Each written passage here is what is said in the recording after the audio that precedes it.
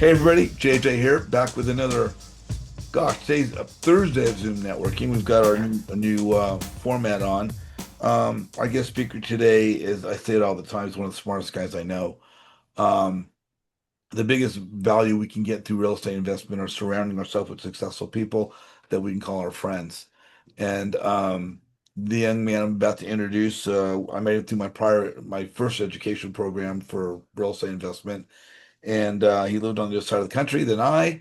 But people said, "Hey, you guys are both visible. You need to know one another." And in a short period of time, within 6 months, we were sitting in the same room in Florida, of all things.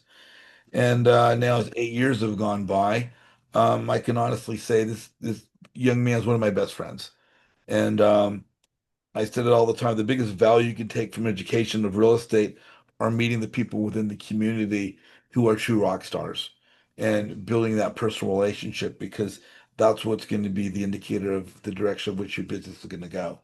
So, with no further ado, I'd like to introduce my good friend, investor, um, speaker, uh, Mark the lender, my good friend, father, husband, my good friend, Mark Abramovich. What's going on, Mark? Hey JJ, it's good to be on. Thank you very much for that intro. Oh, Um, so yes, to answer a few questions along the way, yes, I am married. Yes, I have two kids, two wonderful boys, 15 and 10. Um, yes, as we were discussing before the call started, yes, I do martial arts. I have a black belt in karate, which was a pretty recent addition after a lifetime of chasing it, I want to say, and that's one of the one of the lessons I've learned. Just keep going and keep pursuing your goals because it doesn't matter. Sooner or later you will achieve them, and it doesn't matter when you achieve them, right? As long as you do. Uh, that being said, it hurts. It hits a little bit different at 45 than it would have at 15. So, yeah. um, Well, and what you just said just fits so much in line with what we do in real estate, right? mhm, It's like it's a marathon, not a sprint. correct. The key is to keep going. And That's along the way, along that path, ideally we'll meet awesome people. Absolutely. So, before diving into, I guess, more of the top of the content, I do want to point out also that's exactly how you and I got to the business partners and working together portion. Because initially we were, we got acquainted, then we became friends, and then we got into business together. So that's actually how we formed the company, with our other two partners. So it's about the relationship first. In the end, initially, and even to this day, we don't really need anything from each other, right? It wasn't like, oh my God, I need your help. Please partner with me. I need it, need it, need it. That wasn't the case. It was about, organically just being friends. And then it organically evolved into, this makes sense. We all have our own strengths. Why don't we pool our resources and do something bigger?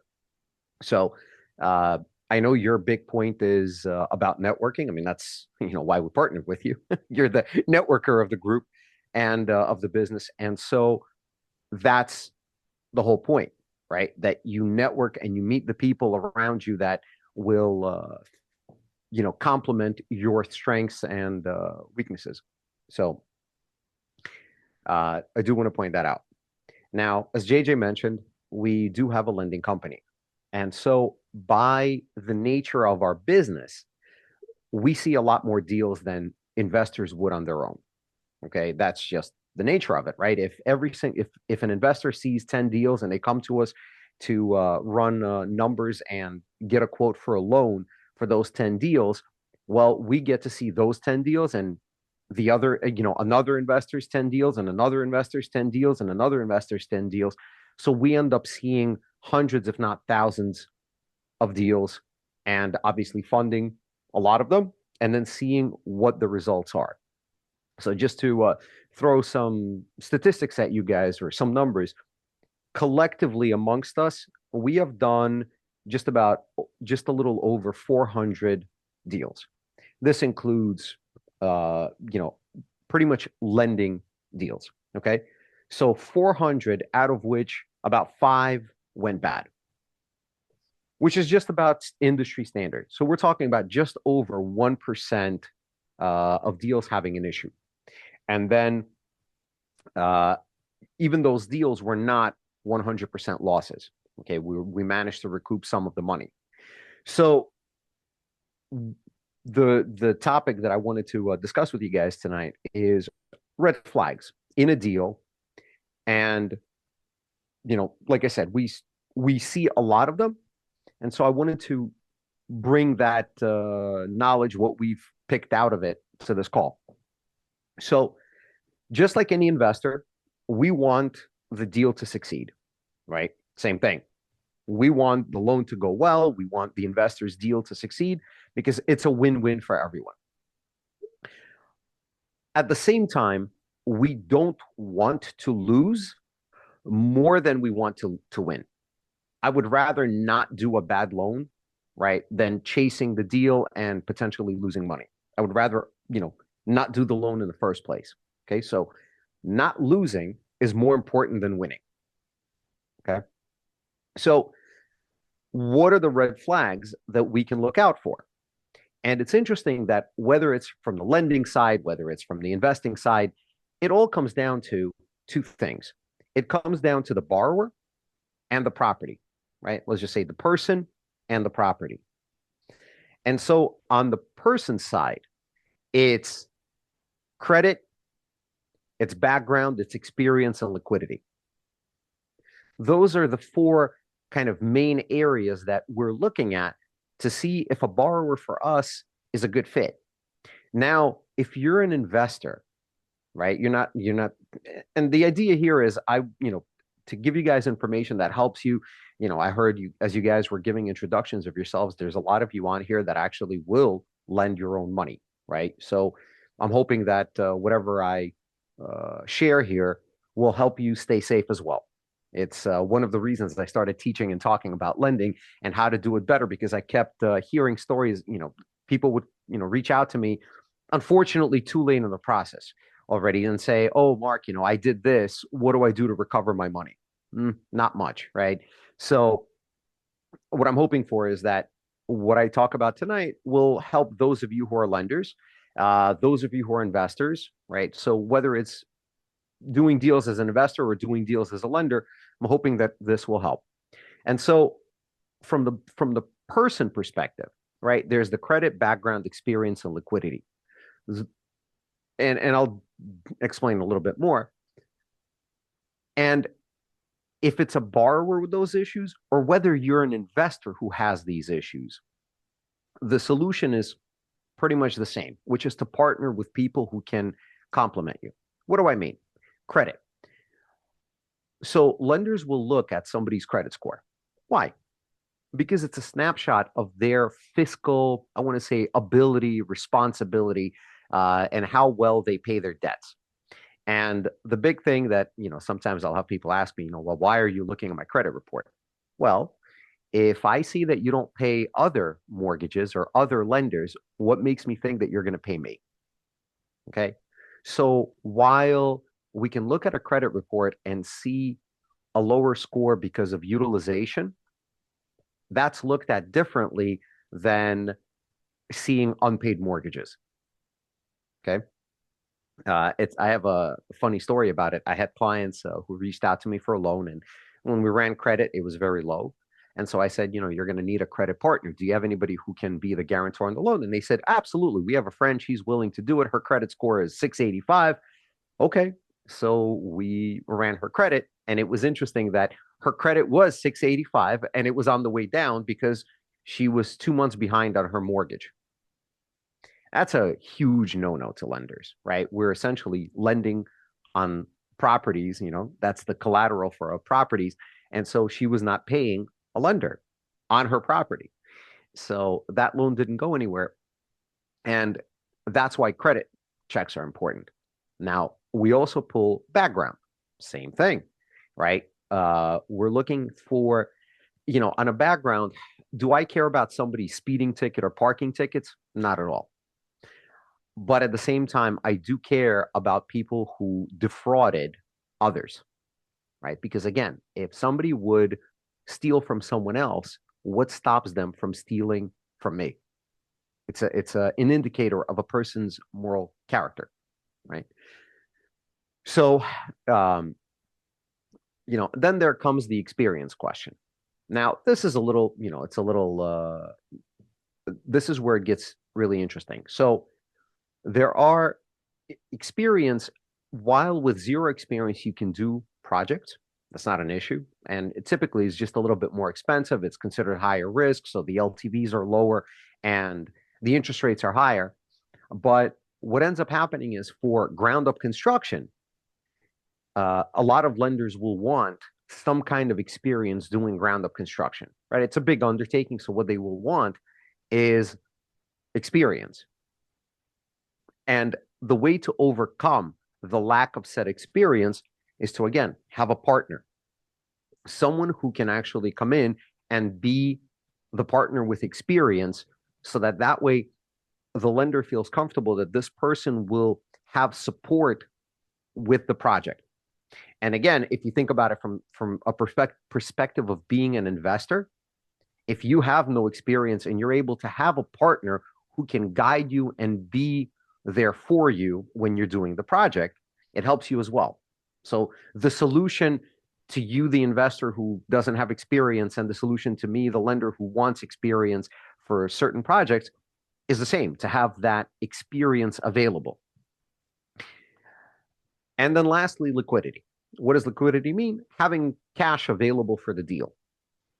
And so as a lender, I want my borrower to have enough money to overcome any issues that pop up, right? You open up a wall, turns out that there's additional damage. What do you do? Oh my God.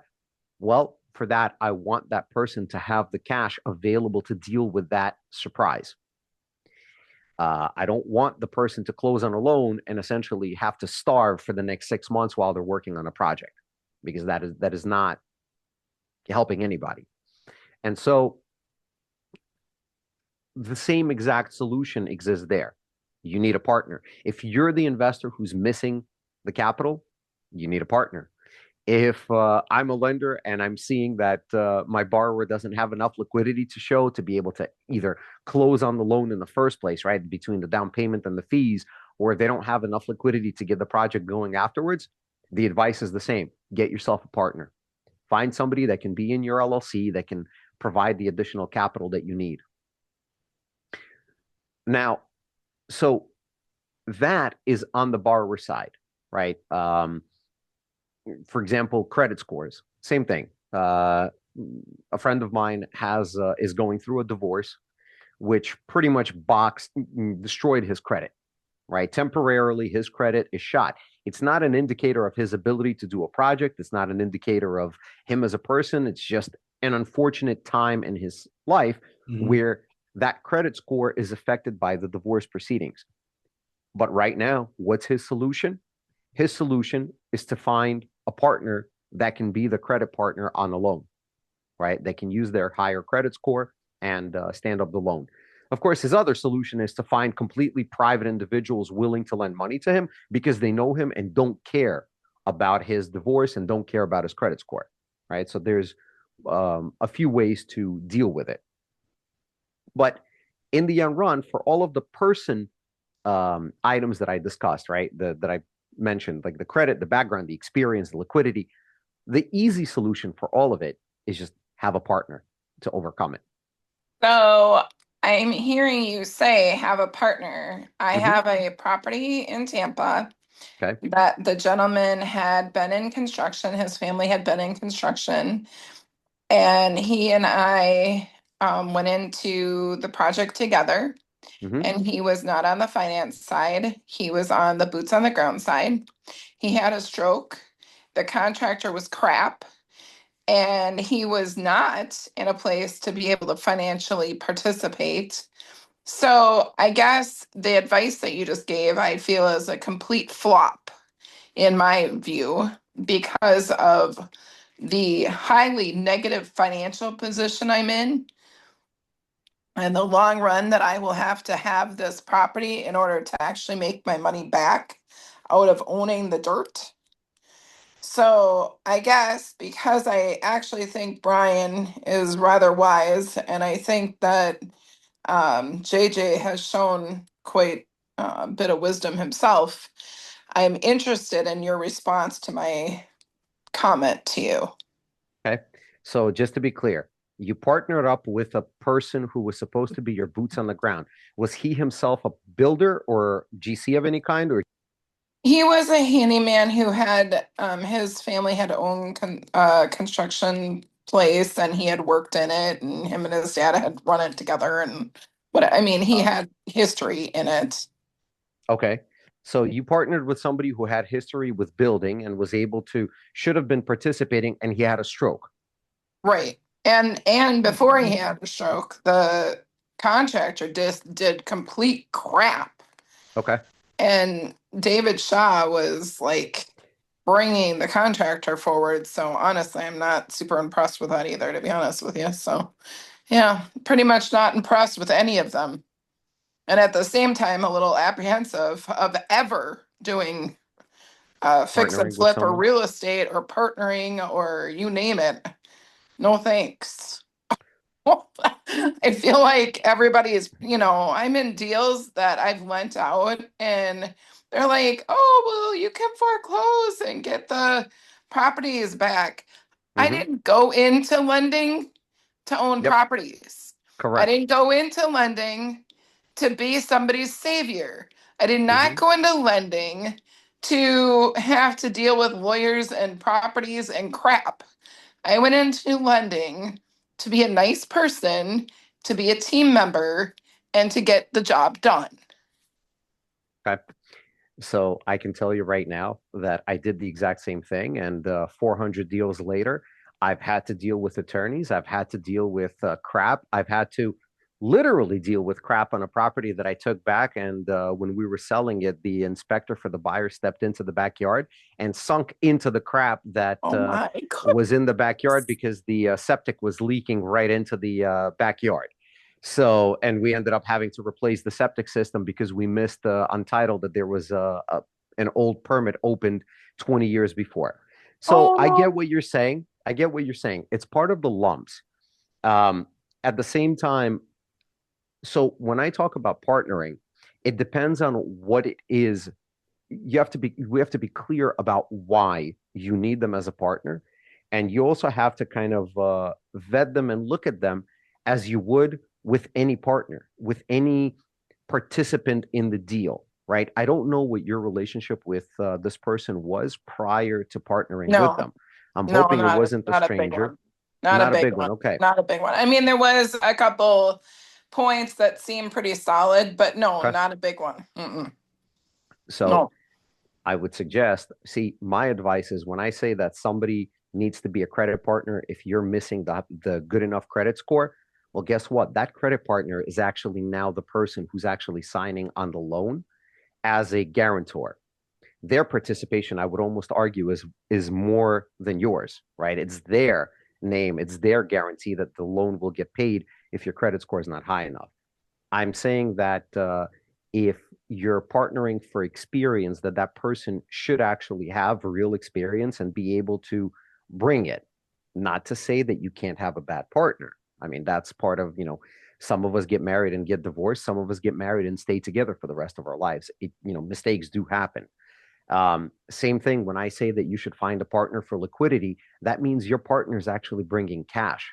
They have something to lose on a deal, Well, right? right, but I wasn't actually looking for the liquidity Mhm. part on his side, but he did have decent credit, but he did have good, actual, less expensive people that he was able to bring to the table because of his background.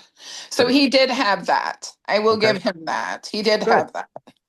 Okay. But I'm still financially negative in this mess.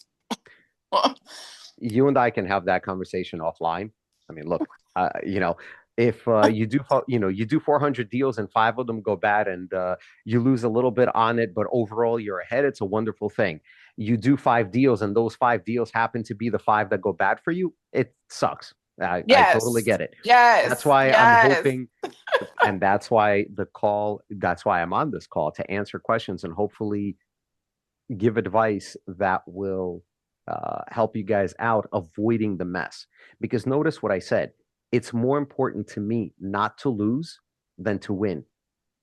Okay. Right. So I would Right. rather bypass a deal that has red flags. And that's the purpose of this call. So I'm happy to talk to you offline and get into the nitty gritty of what's going on with your scenario and how to potentially extricate yourself with the least amount of loss or potentially gain. And since you mentioned that you've talked to Brian, then I'm pretty sure that he's giving you solid advice and potentially even advice that came partially from me.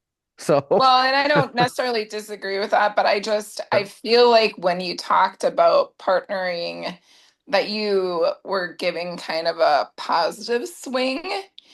And I think that it's really important for people to start verifying and vetting and forget the trust completely sure. and like verify and vet the crap out of the person that you're looking at. Of course. If if I was to look at somebody and look at their Facebook profile and I see a lot of photos with Lamborghinis and bling and everything else, it's going to give me a certain opinion of them versus a lot of posts about, hey, we did this project and this project and this project and here's my happy partners and clients. So absolutely. Nice. Good comment. Thank you. Mhm. You're welcome. Thank you Yes. so much, Shell. Hey, Mark, I wanted to kind of throw in on that a little bit. Everybody knows what I talk Hmm. about all the time is the relationship. But, if we're going to look for it, and I'm just going to kind of add, I think, a little bit to what you're saying. But if we're going to look for partners, we're going to look for even lenders. We're going to joint venture with people. It's so important, guys, that you build your network before you need it. And as you're building, the less of a time constraint you are to connect with people, the more opportunity you have to vet them and see who you resonate with, see who you click with, see who likes you. See, it's the relationship is crucial. And when you're looking for partners, you're not, you want to get that one deal done, but if you could find good partners who could do another deal, another deal, another deal, then you have a little bit of a perspective, not just for the short run, but for the long run. And how are we evaluating people? How are we looking at people? That's really, really important. So I just wanted to add Um, that we need to keep that in mind. And again, honestly, Mark, back to you. No worries. Michelle, I actually wrote a book called Lending Wise, where at the end of it, I give kind of a list of what you should be looking at in terms of deals, partners, and specifically looking at things as a lender. I just dropped the link to it. It's available on Amazon. So that may actually help you out. Thank you. Of course. So I see there was a question. Hey, if I do find a credit partner, this is from Calvin Graves. If I do find a credit partner, what paperwork would I use to JV with the credit partner? So I wouldn't necessarily say JV. I would just say you form an LLC for the purpose of the deal. And in the LLC, you have an operating agreement, and there's some kind of split in membership between you and your partner. And depending on what you need them for, it becomes a question of who's got the majority in the LLC and things like that. And then your operating agreement spells out how you get compensated and who does what. I have, for example, I have clients that I'm friends with, and I actually deploy my personal cash as equity with them. The only thing I did was I'm a 10% member of their LLC so that my money comes in as equity, not necessarily as a second lien. And so I'm tied to the project, and pretty much that's the connection between us. So I don't need to guarantee their loans, right? I'm just strictly there to be able to move my money in and out for the deals. So it's the operating agreement. And funny enough, I'm not out of our group. I'm not necessarily the tax tech savvy guy, but I use Grok or ChatGPT. I use AI to generate contracts for myself. Not to say that it's a lawyer tool, but at least I'll feed in what I'm trying to do, and it will spit out a contract that I can then, uh, use with my partner, whether it's an equity deal or whether it's some kind of loan. By the way, just big disclaimer, not legal or financial advice, kind of what we're discussing is, just advice tonight. And obviously talk to your accountants and attorneys about it. David, you are on with Mark the lender. What's your question? Yeah, so basically, It's funny because I was talking to a client Hmm. and then he ends up telling me about this credit partner stuff. I couldn't help him, right? But the thing is like I spent probably like 6 hours with the guy already. And there's a couple of things that I'm gonna have to do on my end though. But basically he needs a credit partner. I'm like, I have like I can probably do it.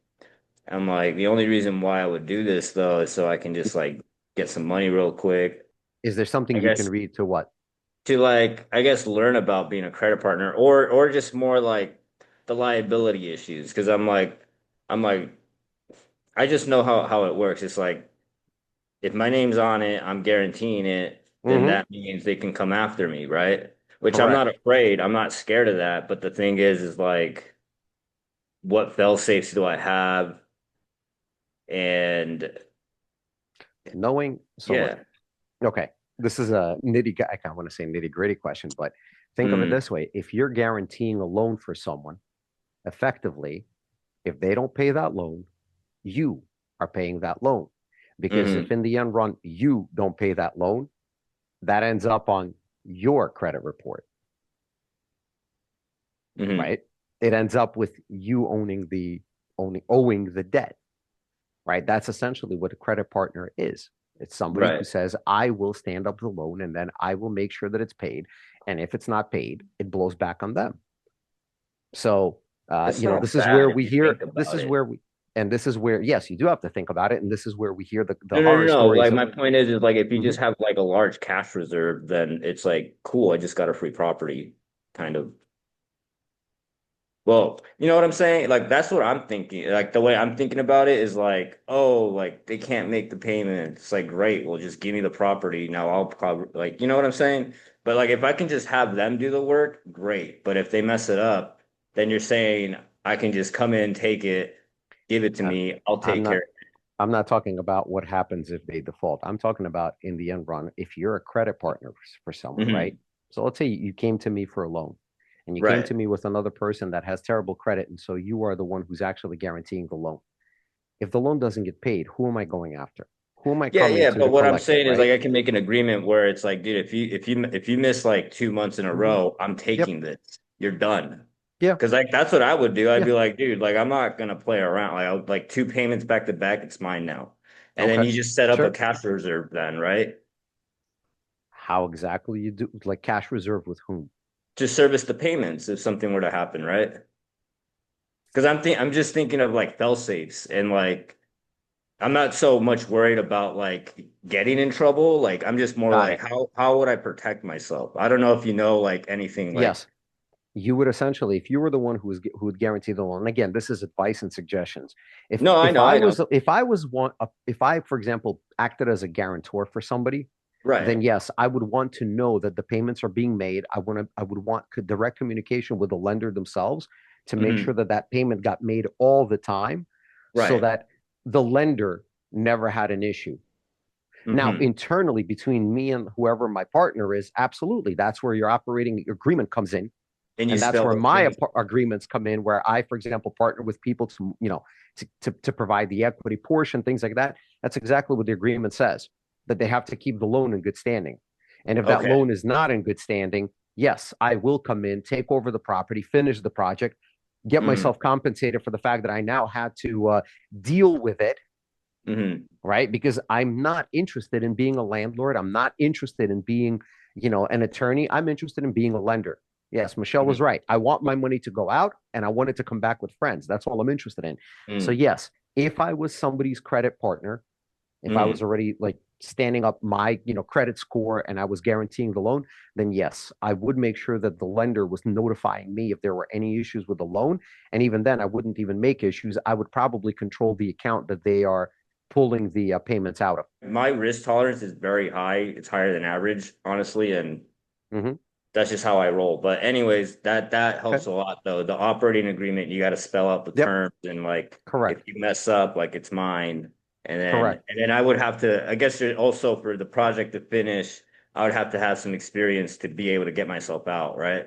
Correct. As And you well. have So to also, and it depends on where the project is, right? It's one right. thing. Look, let's look at the red flags or issues with the project. So let's say this is literally down the street from you. Okay. Mhm. And you're able to see every single, week or every single month where the progress is. That's a very different project where you can have your finger on the pulse, making sure that everything is right, that everything is going the way it's supposed to. You're in communication with the lender, so they're getting paid, right? And everything is going the Yeah. way it's supposed to, so that Mhm. if there's a hiccup, you can step in instantly and be able to complete it, versus you live in Florida, the project is in Alaska. Yeah, you're right. Yeah, I You see have what you're no saying. idea about who the person is, and now you have to And do it, you know what? correct If I it. was to do this, I'd tell the guy we're doing it here in AZ, and then we're using my people because I actually know Correct. contractors. Like I can Okay. just be like, "Yo, give me a discount," and Hmm. then So, all right, that's okay. interesting. I So, appreciate it. Thank you. of course. Now, switching over to the property side, right? So we talked about, I started talking about the borrower, the investor, the person first. Now, there's the red flags and issues that you may potentially run into with the property, or what we see. So the first thing we see is overvalued after repair value. Okay. In 21, 22, you could overpay because a rising tide lifts all boats. So appreciation was so huge that you could make up for mistakes. That's not the case anymore, right? You have to be tight on the numbers. In fact, the real estate market in some places, values are coming down. So you have to be careful with it. So first thing is you have to make sure that the value you are expecting to get for the property when the project is finished, you have to make sure that that property value is correct. Okay. Which means good comps, good local comps, knowing what the property is worth. The second issue is undervalued renovation budgets, underestimating what will be necessary to get the property from its current condition to the repaired value. Okay. So missing that and now needing more money in order to actually finish out the project. Aggressive timeline. So I've had this happen a lot, and one of the wildest experiences I had was early on. I had an investor come to me, and she said, "I want to borrow." So she was going to buy a property for about 900,000, and then she was going to fix it for, there was probably going to be about, I think she told me something like $120,000 of renovation, and then she was going to be selling it for just about 1.1 or 1.2 million. And I said, that's a terrible deal. You're going to lose money on it. What do you mean? Well, I said, just the interest payments alone for the time that you're holding the property are going to amount to a very large sum. And she said, but my contractor said that we're going to be done in 3 weeks. I said, okay, first of all, right. First of all, I said, $120,000 you're not spending in 3 weeks. That's a lot of work. And, actually, I think it's a good moment to kind of throw in rehab times. So I don't know how everybody here calculates it. My rule of thumb is it's about $5,000 per week. And I understand that with experience, you can probably get work done faster. I understand a contractor with crews running, experienced crews running, they'll actually be able to do more work. But what we typically see is about $5,000 per week. So with a budget of, let's just make it really, really easy, with a budget of $20,000, the expectation is that it will take a month, 4 weeks to get that renovation done. Okay, 5,000 per week. Now, after you're done with the renovation, now, first of all, there could be delays. There could be permitting, delays of waiting for permits from the city or town. There could be delays with the material, labor. So let's just say those 4 weeks just for the renovation will still have a week or two for delays. And then there's the time to sell the property. And this is what I was trying to explain to the woman that reached out to me about that $900,000 house. Was I said, even if your contractor gets it done in 3 weeks, I was explaining to her that she will have 2 to 4 months of selling the property. And this is something that I typically will see investors forgetting to account for. That it's not only the time to do the renovation, it is also the time to sell the property. And the entire time you're waiting to sell the property, you are paying interest on the loan. So you have to factor it in. And so the item that, like I said, one of the things that I see as an issue is an aggressive timeline. Now, that's for a fix and flip. So if you want to keep, if you want to run numbers and you want to be conservative, safe, whatever word you want to use to describe yourself in that, if you want to be safer and, have a better time, stress test your deal. Meaning, take the ARV you're expecting to get and then reduce it by 5 to 10% and see if it's still a deal. Take the renovation budget that you're expecting to spend and increase it by 10% and see what that does to your deal. Okay? Take the timeline that you're expecting to spend on the project and increase it by another 2 to 3 months and see what that does. Okay? So when you're running numbers, you can actually stress test the deal, look at it the way that you're expecting it to go, and then stress test it for worst case scenarios, right? Market shifts, timeline extends, supply chain disruptions, whatever it is, right? You can't get wood for framing. Well, you have to account for it because your lender is still going to charge interest. So stress test your deals. Now, on rental properties, there's still numbers that you have to look at, and it's the same thing. What are the red flags about properties? Well, overvalued rent. You need to make sure that if you're going to have a rental, the rent that you're expecting to collect is the rent available in the area. This is a sad story about my own property. I own a rental. And there was, when we bought it, it was vacant. Or actually, it had a tenant. The tenant moved out. And then we had trouble renting it out again. And we ended up renting it for about $400 less than the rent amount when we purchased it. Why? And what's funny is and I do have partners in the deal. When we discussed it, the question came up of what could we have done to anticipate it and have made a better decision? And the answer, the worst part was we couldn't. There was no indicator whatsoever. Now, looking in hindsight, okay, it happens to be right by the off-ramp from a local highway, which to me would have been actually a wonderful thing because it's ease of commute. But in the case of this area, it ended up with more traffic on the street. This one particular house did not have a driveway to park in, and there was only street parking. Okay, the price of the house was adjusted for it, but we had so much trouble renting it that we missed the adjustment. Okay. In hindsight, there was nothing I could have done. But my point is, this will happen and you need to look out for it. You need to make sure that the rent you're expecting to charge is the local rent and that you're not trying to exceed the market and have trouble renting it. And last, underestimated expenses. Okay. Somebody looking at a property and not expecting, underestimating that they're going to pay for property management fee or what their property taxes will be, what their insurance will be. And certainly a lot of us got not caught out, but got hit, for example, in 2023, 24, as properties appreciated and insurance companies needed to catch up to that value that they were insuring. And so insurance rates doubled or tripled. And of course, that has an effect on the bottom line.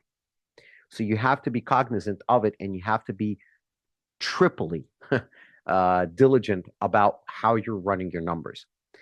Property management, for example, is a huge number that I see a lot of investors skip on their analysis, especially when they're expecting to be self-managing their properties.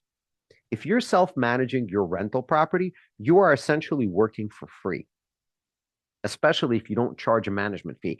My advice is plug in a management fee into your numbers, even when self-managing, so that you are getting paid for the work that you did managing your property.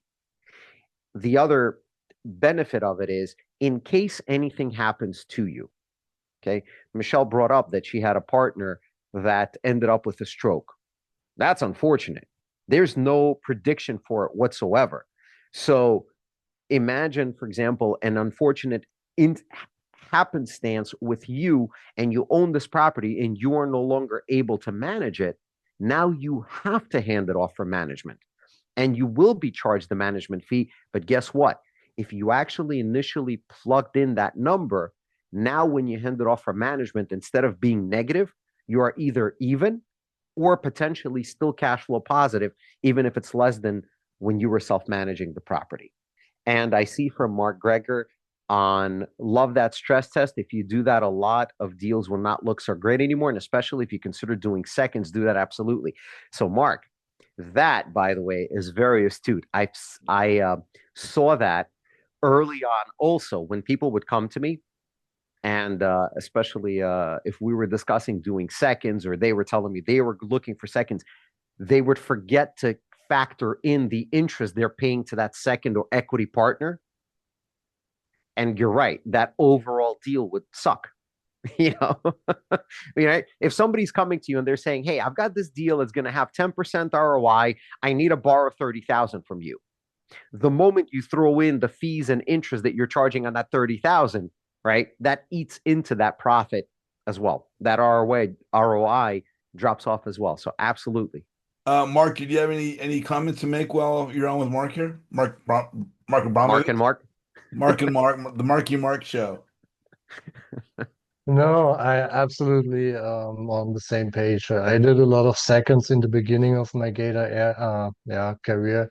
And yeah, it's really tough to make the numbers work. And back 2 years back, maybe it was a little bit better. So I was more lucky than maybe the folks today. And so keep watching those numbers like a hawk, right? And always anticipate a unplanned event or something, right? Oh yeah. And they could open a wall and find God knows what behind it, right? And you get your stories when you do that for a while, and then you know more, right? And a lot of things can happen, and they will happen. And that's just a word of caution from me as well. We should always plan for some sort of contingency, should we not? Yes. I mean, I call it the handgun umbrella rule. Better to Yep. have it not needed than need it and not have it. Correct. I can tell you guys, since we're talking red flags, and so first of all, I will tell you all, trust your gut. If your gut's not feeling it for some reason, trust it. That intuition is there for a reason. And so even if you don't necessarily understand why and from where it's coming, trust that there's something that's trying to tell you to be cautious and aware. Okay. And so once you're cautious and aware and you understand that, your intuition is warning you about something, that's where fail safes and planning and kind of those contingencies start coming into play. I mentioned partners, right? The question becomes this: if you're going to partner with somebody, do you have the ability to take over the project? So in Michelle's case, somebody else was heading up right. It depends on what kind of partnerships we're talking about. If the people on this call are the ones who are actually doing the project, and now they're looking for somebody to be the better credit, or they're looking for somebody to bring the cash, right? It's a little bit different because your partner is essentially silent and you're the one taking on all of the work. Now, on the other hand, if you are the credit partner, or you are the one bringing the money and somebody else is that boots on the ground or doing the work, you have to consider what happens to that project if something happens to your partner. What happens, or how do you take it over and salvage it if your partner fails or turns out to be a scumbag? Let's just look at it honestly, right? There's health issues and then there's scumbags. So you have to ask that question. If you're not comfortable, if you don't know the person well, right? If JJ came to me today, right? So I live in South Florida. JJ lives in LA. We are pretty much on opposite sides of the country. I mean, Alaska would pretty much be the true opposite to where I live. Okay. But short of Alaska, right? JJ is on the other side of the country, but JJ and I know each other. We've stayed at each other's house. We've met each other's families. So if JJ came to me and said, Mark, I want to partner with you. We need to do this project. I need something from you. I have a very different comfort level with him than if it was a complete stranger who also lived in LA and reached out and said, Mark, I want to partner with you. I want you to bring more capital, or I want your credit score to stand up this loan. It's a very different relationship. On the other hand, if a complete stranger who lived in South Florida, and approached me and the project was down the street, it would be a very different approach, because then if the project goes sideways, I can take it over if I choose to, right? So that's your risk and reward. That's your red flags. That's your due diligence coming into play. Who is your partner in the relationship? Who's the one doing the work, and who's the one bringing, let's say, the credit and the money? Okay. That's the considerations you have to have. And do your due diligence. Again, if this is somebody, who is completely unknown to you, maybe you don't want to partner with them. Maybe you want to first, get to know them, meet them, have a relationship, meet them a couple of times before jumping to the business deal. Couldn't have said it better myself, my friend. Yeah, it's getting to know people, and that's part of building our network before we need it. And yes, it does. Now, David mentioned, so then credit partnering falls under Gator. Credit partnering just falls under credit partnering. You're participating in some capacity and getting paid for it. And correct, it's not necessarily me lending my private money. Correct. If you're just partnering with someone for the sake of bringing your credit score to the table, then yeah, you're there, for the credit. You're taking a risk, because if they don't pay the loan, you have to pay it. And yes, you're getting compensated for this guarantee and this credit score that you're providing. So it's not about the money. Again, coming from Minnesota, there's a reason why I went to Florida to do my business, because Minnesota is a great place if you want to do Section 8 or something government friendly, or, we're known as the place of refugees. So if you know the highest population of refugees in America, then you know who's in my backyard. So I didn't want a loan to own here, especially not on my first deal. So maybe you want to talk about Florida, Mark, because I think there's a lot at this point I could say about Florida, because I've been going there since I was a kid. So what is it that you want me to say about Florida? Or, it doesn't. So let's look at it this way. It's not about Florida or Minnesota. It's about doing the due diligence on the specific project and what's involved with it. So the idea is, again, you're not looking to own, right? As a lender, especially if you're doing a loan, whether, you're not looking to own the property. You're looking to get out of the, you're looking to get the loan done and then get your money back. So let's look at it from a lender's perspective. Your underwriting on the project needs to be, let's just say, conservative, right? Everything I discussed right now about the property, about the overvalued ARV, the undervalued renovation budget, the aggressive timeline, I'm warning the investor to be cautious about those things. And I'm also warning the lender to be cautious about those same exact things. Okay. So when you're running numbers on a project, wherever it is, you look at that ARV and you have to stress test the deal to make sure that the ARV works, even if it drops. And here's where it gets really, intricate. You want to, as a lender, make sure that your borrower has a solid amount of profit and return on investment, because that's the cushion until you as a lender start getting hit. Okay.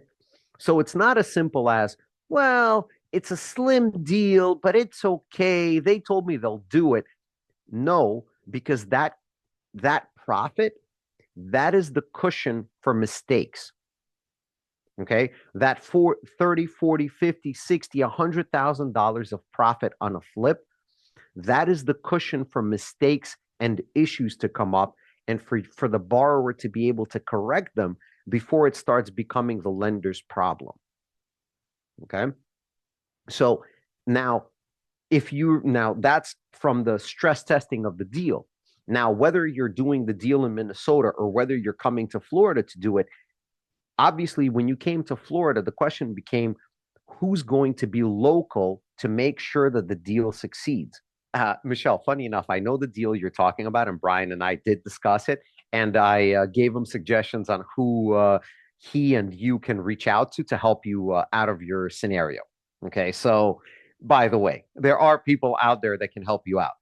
My point is that when you were going there, and again, I don't know what you did or didn't do, okay, and I want to take that lesson and hopefully impart it to everybody else here to help them avoid this pitfall.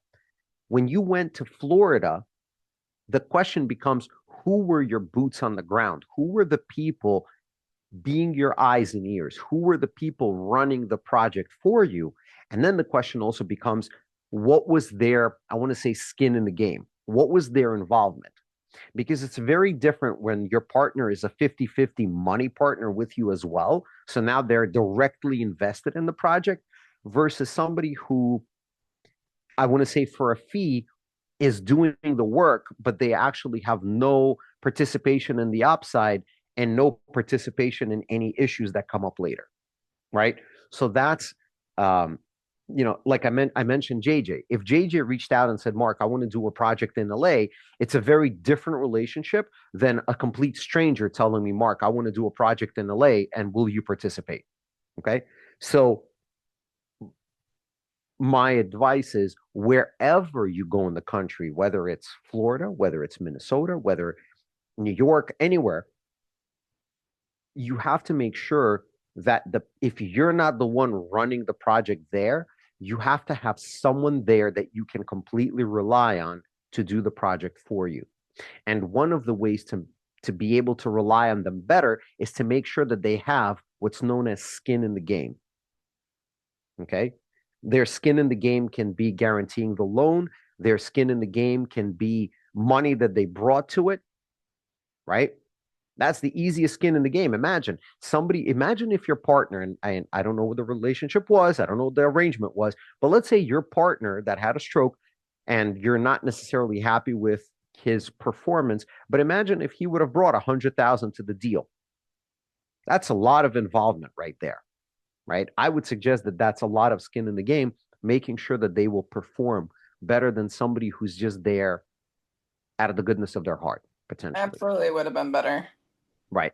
Now, Minnesota, same thing. Stress test the deal and just make sure that it's a good, solid deal in a local neighborhood. I mean, look, I understand you've got refugees and you've got people, certainly, you've got your issues with it. I'm well aware. Okay. It's one of the reasons I moved out of New York as well. But that being said, I'm sure that even in Minnesota, there are areas with great home values. And in that area, when the project is done, the house, let's say the home is worth 400,000 when it's done, there's going to be, whatever, 50, 60,000 of renovation, and you can pick up that property with a solid amount of profit. Even Minnesota is perfectly fine. You just want to make sure that you underwrite the deal correctly. You underwrite the people involved in it correctly, right? Whether it's the contractors doing the work, the laborers, whoever's overseeing the project, and then just staying on top of it to make sure that it's completed correctly. That's kind of my general advice. Outside of that, find an investor. Like in your case, one of the suggestions I can also have is find an investor that's just cranking out deals and then participate with them as their money, but not 100%. Be their equity partner for just the down payment with a first position lender who will actually make sure that the numbers are correct. Or participate with them 50-50, making sure that they've put their money into the deal as well. And so, they're getting paid for being boots on the ground. You're getting paid for the money you brought to the deal, but making sure that they have so much invested into it that they're not abandoning the project and they're not walking away from you. there's no surefire way really to avoid anything. I mean, other than trying to be aware and keep record of all the things that have happened before that we don't want to have happen again, right? Hmm. I'll give you guys a simple answer. I had the discussion. So I talk about, the deals that went bad. Most of my deals that went bad were early on. We're talking about the first couple of years that that I was doing this. So my first loan was in 2017. All right. So to put it into perspective, it's now been, uh, 8 years. So most of the loans that went bad were early on. But guess what? The last one where, I took a hit was last year. Okay. Now the hit was $5,000. So just to be clear, it's not really, it was a $5,000 hit of principal and it was some interest lost that we didn't earn. Okay. So that's to say that, I'm still learning along the way. But what I was able to mitigate is I went from taking a hit for, let's say, 50,000 8 years ago to my latest hit was 5. And it's, you know, the last, little kind of blip on the radar right now. Okay. So that's kind of why I would like to impart whatever knowledge I've gained and, pain of experience so that others on this call don't have to. So the skills I'm gonna have to learn Mm-hmm. is obviously math, right? But Yep. like specifically fix and flip math, right? Yep. And I'm gonna need a calculator for that. I will drop a link into the messenger where you Hmm. can download an Excel spreadsheet that I built for me when I was doing, for my own investing. I've since made it available for public download. You're welcome to get it. All the formulas are open. It's just an Excel spreadsheet, like I said, that I built for me, but I Hmm. share it and make it available for everybody if they want to use it, download it, have fun with it. So, I'll make it a little bit easier for you. Yes, you need to have some basic math understanding, but that spreadsheet will help you immensely. Okay. We've talked in the past, but now I have a little funds here that I Uh, can kind of use. So is it possible to use like my funds and then use part of your funds too? I mean, do you do that? Part of my funds for what? So what we do, what Always Capital does, is we are your first position lender. The standard, I Okay. want to say standard first position lender, right? We're coming in Mm-hmm. and pretty much doing that, whatever, 80, 90, 100% of the purchase price, 100% of renovation, and then the remaining whatever down payment fees and everything else are coming from you. Okay. Okay. So that's what we do. So when you say, can you use your money together with ours? If you were doing a fix and flip or buying a rental, we would be Okay. your first position lender, and you're using your money in order to bring whatever we're not bringing. Now, on the other hand, if somebody on this call wanted to do a project and they didn't have that down payment or they didn't have enough, we would be the first position. So we're the ones kind of doing all the due diligence, underwriting. We're providing that first position, let's say 80% of purchase.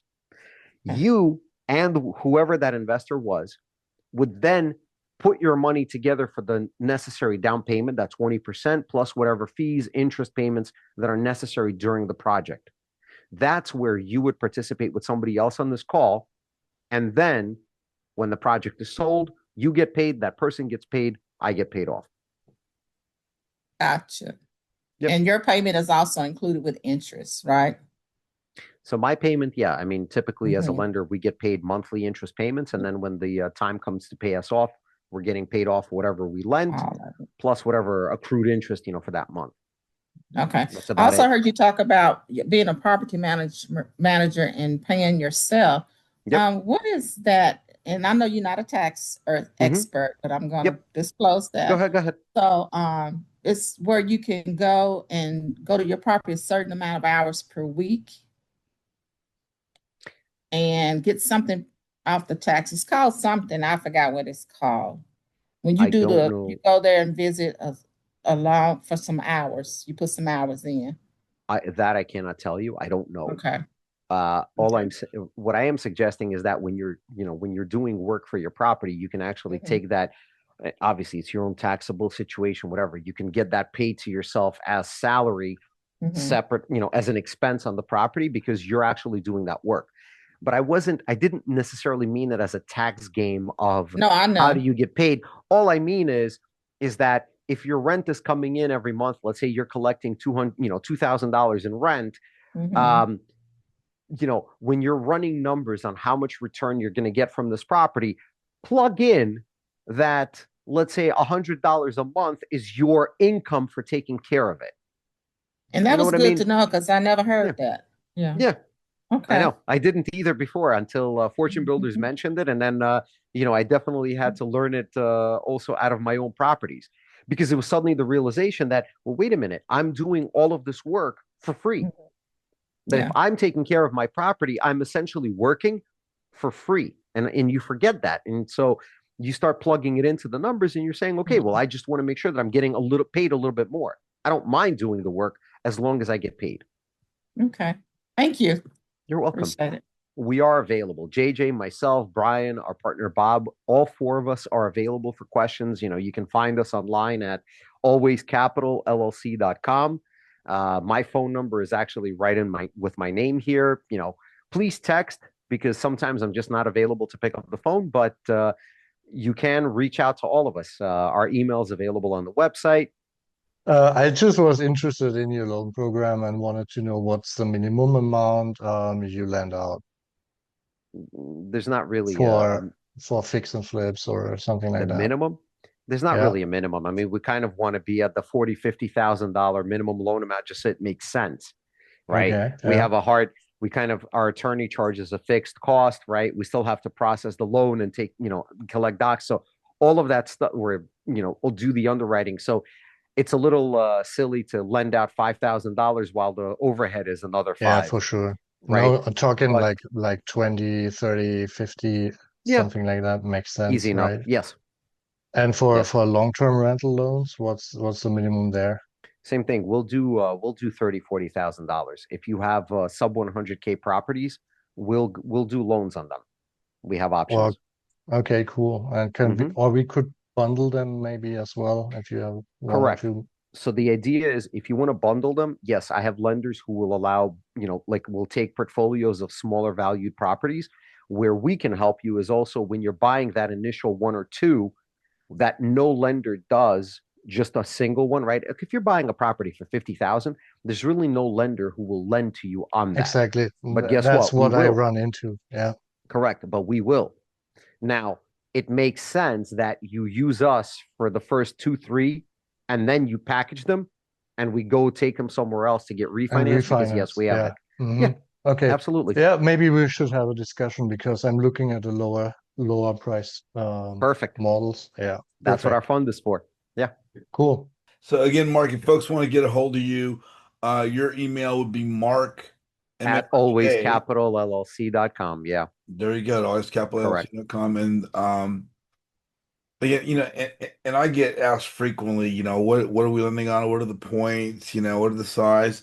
And I generally tell It's always everybody that everything's different. Every property is correct. different. Every person's experience is different. Every location is different. Correct. Which is why we provide a free quote without pulling credit. There's no charge. So when you visit our website, there's a deal form to fill out, and we provide a quote for what we can do on that project. Okay, and Mark, I'm going to show the website really quick. Here's the website. They would click on borrow funds today, right? Correct. And that would go to here. Then they would click into borrower. Correct. And then guys, you just take off from there and Pick the yeah, deal that pick the loan that you're doing, the type of loan, and then it's going to be ask you some basic information, contact info. Obviously, we need to be able to send a quote somewhere, or we need to be able to reach out. We need your phone number to be able to say hey and ask questions if there are any. And then it's basic information about the properties. Location. How much are you buying it for? How much are you renovating for? What's the ARV? What's your experience? So stated credit score. All of that information goes in. We reach back out with a quote, and then if it works, we do the loan. and share with you guys the rest of our team.